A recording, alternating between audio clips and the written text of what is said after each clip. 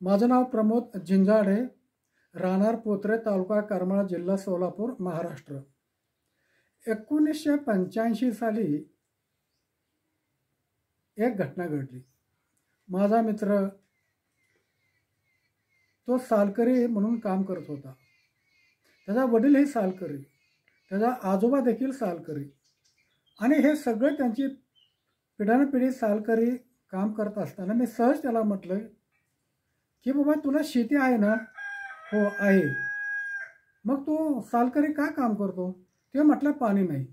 म्हणून आम्ही त्यांच्या शेतामध्ये पाहणी केली। शेतापासून जवळच एक कॅनल गेला होता।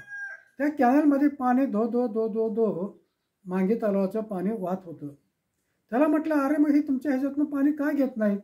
तो म्हटला पाईपलाईन करायला पैसे नाहीत, इंजन नाही, त्यावेळेस वीज वगैरे काही नव्हती। अरे ठीक आहे।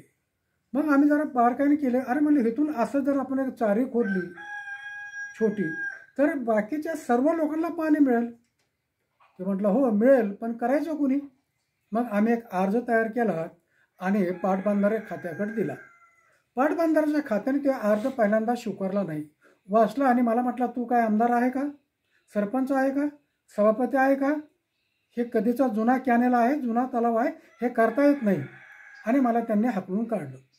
त्यानंतर पुन्हा मग मी तसाच अर्ज तयार करून त्यावेळेचे कलेक्टर रत्नाकर गायकवाड साहेबांना या संदर्भामध्ये एक अर्ज केला। त्यांनी ताबडतोब त्याच्यावर ॲक्शन घेतली आणि ज्यांनी माझा अर्ज स्वीकारला नाही त्याचा देखील मी अर्जामध्ये उल्लेख केला होता, त्याची चौकशी करायला लावली होती। आणि नंतर पुन्हा मग काय एक तांत्रिक टीम आली, त्या शेतामध्ये गेली, त्यांनी सर्वे करण्यासाठी एक नुसतं बोगस अहवाल तयार केला आणि तो वरिष्ठ अधिकाऱ्याला पाठवला। प्रत्यक्षात त्यांनी पाहणीच केली नाही आणि मला पत्र आलं की तुम्ही केलेल्या अर्जानुसार पाहणी केली, चढउतार असल्यामुळं त्या ठिकाणी रोजर हमीखाली चारी मंजूर करता येत नाही, म्हणून तुमचा अर्ज निकाली काढला। माझा मूड गेला, पण मी गावात जाऊन आणि त्या गोष्टीवर त्या लोकांना विचारलं की वय आलते का लोक? नाही आले, कारण त्या दिवशी एका पुढाऱ्यांचे वडील वारले होते, सगळे अधिकारी त्या ठिकाणी गेले होते।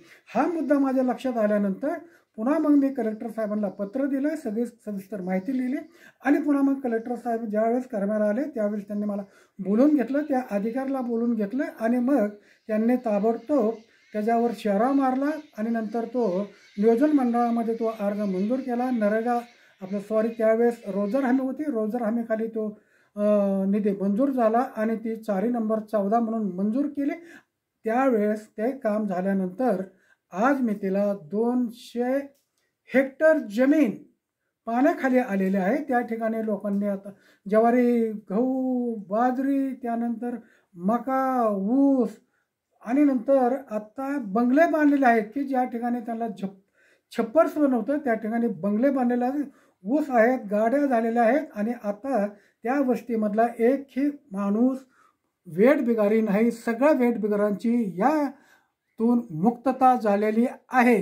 धन्यवाद।